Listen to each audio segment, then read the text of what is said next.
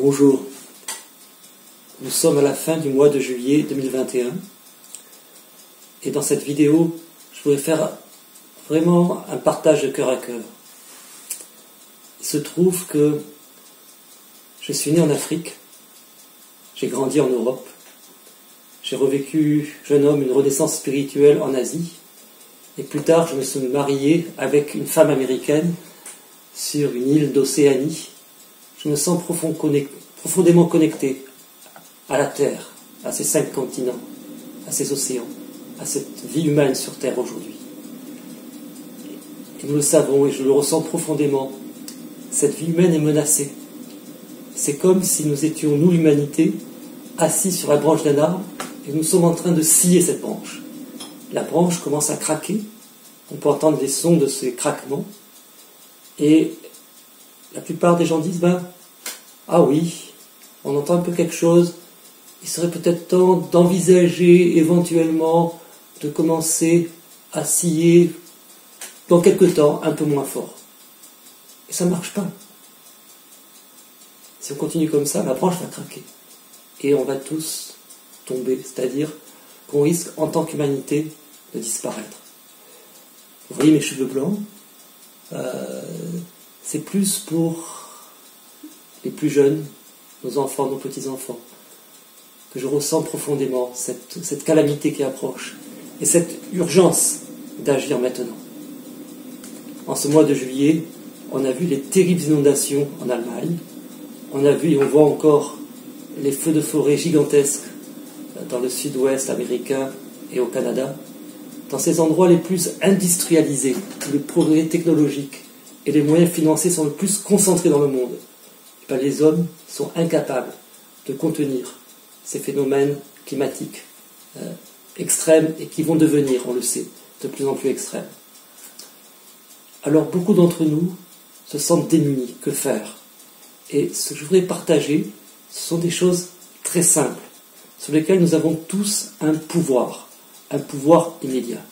Parce que tous les jours, nous mangeons, 3 fois par jour au moins, sans compter les grignotages, nous remplissons notre assiette. Et donc, nous faisons des courses tous les jours ou tous les quelques jours. Et nous avons un véritable pouvoir à travers ces achats de nourriture. Personne ne nous pose un pistolet sur la tempe pour nous obliger d'acheter telle ou telle chose. Il y a des sollicitations, il y a de la publicité, c'est vrai. Nous avons un réel choix de ce que nous achetons, de ce que nous mettons dans nos assiettes et dans celles de nos proches. Et il y a des mesures toutes simples qu'on peut prendre aujourd'hui, maintenant et tous les jours de notre vie. C'est de changer des choses dans cette alimentation. Et ces changements vont avoir un impact très important sur la planète. Maintenant, c'est un fait acquis, scientifiquement démontré, que l'alimentation essentiellement à base de viande, qui est le cas encore de beaucoup de gens dans notre pays en France et autour, dans beaucoup d'autres pays, a un impact très très dévastateur sur la planète et sur le climat. Je ne vais pas rentrer dans ces démonstrations, les faits existent, mais sur dire comment, donner quelques trucs pour aider à faire la transition. Parce que beaucoup d'entre nous, et en particulier beaucoup de mères de famille à qui je m'adresse en particulier à travers cette vidéo, ont le souci de la santé de leurs proches, de leurs maris, de leurs enfants. Et quand nous allons faire des courses, il y a ce souci donc de bien nourrir notre famille. Et beaucoup de personnes disent ok, peut-être que c'est vrai de diminuer la quantité de viande, ça n'est pas utile, mais est-ce que les personnes pour qui je cuisine ne vont pas être carencées, ne vont pas manquer d'aliments essentiels et de protéines en particulier? Et je voudrais indiquer 3 éléments très simples qui permettent vraiment d'éviter complètement ces carences éventuelles. La première, c'est une façon qui peut être même très ludique de préparer des choses, c'est de faire des graines germées. Il suffit de mettre la veille au soir, pour certaines comme le tournesol, pour d'autres ça prend quelques jours, des graines, des lentilles en particulier qui sont très nutritives, du fenugrec, des choses comme ça, à tremper, puis de les arroser ensuite, et en quelques jours on a une magnifique floraison de graines germées qui sont extrêmement nutritives, plus que la viande, et qui sont aussi très économiques. Ça coûte quelques euros pour avoir une quantité incroyable de graines germées. Ça, c'est une première chose qu'on peut faire. Les enfants adorent faire ça en particulier, et les grands aussi. Le second élément, c'est les œufs. Les poules produisent en fait toutes des œufs d'or. Il y a le mythe de la poule aux œufs d'or. Les œufs sont des aliments incroyablement nutritifs. Beau marché, en plus, quand on a un petit jardin, un petit espace, on peut facilement avoir quelques poules.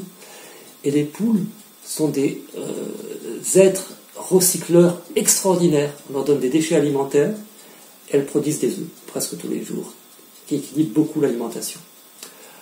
Le troisième élément qui peut aider, si on mange de moins en moins de viande, c'est de mettre un peu de spiruline dans les repas. Ça peut être par exemple dans une soupe, ça peut être aussi en complément alimentaire, quelques gélules de spiruline. Et la spiruline est produite dans des fermes à grande échelle, et vraiment ça complète très très bien l'alimentation. Il existe beaucoup d'autres moyens, mais c'est trois choses très simples: mettre des graines germées dans les repas, manger des œufs, éventuellement compléter avec de la spiruline, permettent d'assurer une alimentation sans viande ou avec peu de viande et équilibre. Quand je vois les débats sur est-ce qu'il est temps éventuellement de proposer une fois par semaine un menu végétarien dans les cantines, je me dis mais c'est un combat d'arrière-garde. La vraie question, c'est est-ce qu'il est possible, dans le contexte actuel, de manger de la viande une fois par semaine? Ça, c'est la bonne question. Le reste du temps, des menus végétariens équilibrés. La seconde chose qu'on peut faire et qu'on doit faire, à mon avis, maintenant, c'est d'arrêter systématiquement, complètement, d'acheter des produits alimentaires qui ont été préparés par l'agriculture, qui utilisent des pesticides et d'autres poisons pour la terre. On empoisonne la terre tout simplement et on s'empoisonne avec. C'est-à-dire manger du bio. Et là, souvent, il y a la question, mais le bio, c'est plus cher. En fait, c'est plus cher si on prend la même alimentation carnée, parce que la viande bio coûte cher, c'est vrai. Et il y a de bonnes raisons pour ça. Mais si on diminue de façon considérable la part de viande dans l'alimentation, du coup, on dégage un surplus financier qui permet d'acheter de bons produits bio, des fruits et des légumes, des céréales, des graines, et on a les moyens financiers pour ça, sans changer le budget. Et aussi un autre élément très important, c'est que les mêmes produits, mettons des tomates, c'est des bonnes tomates bio que j'ai achetées il y a 2 jours, et ces mêmes tomates ou ces carottes ou ces autres légumes ou fruits de qualité biologique ont une bien plus grande faculté de nutrition, ont un impact sur le corps bien plus performant, parce que la qualité biologique est aussi non seulement plus saine, mais a un plus grand pouvoir nourrissant. Donc en fait, j'ai besoin de beaucoup moins d'aliments bio, que ce soit les tomates ou d'autres choses, pour me nourrir. Donc je peux équilibrer mon budget avec les produits biologiques. Donc ces simples changements apportés, ces 2 changements essentiels: manger beaucoup moins de viande tout en ayant une alimentation équilibrée et avoir des produits de qualité biologique, ça permet d'induire des changements substantiels dans notre alimentation, mais dans l'agriculture et donc sur l'impact sur la planète et sur le climat. Et ça, on a ce pouvoir, on n'a pas à attendre qu'il y ait des décisions gouvernementales, que d'autres montrent l'exemple. On peut le faire aujourd'hui, maintenant, et encore aujourd'hui, demain, et aujourd'hui, après-demain. On a ce pouvoir de le faire. Qu'est-ce qu'on attend pour le faire? Donc faisons-le ensemble. Et très concrètement, on œuvre pour la planète. Alors bien sûr, il y a beaucoup d'autres choses à faire, j'en parlerai dans d'autres vidéos. Mais ce pas me paraît important: manger moins de viande, manger bio, manger sain. Faisons-le aujourd'hui. Merci de votre attention, à bientôt.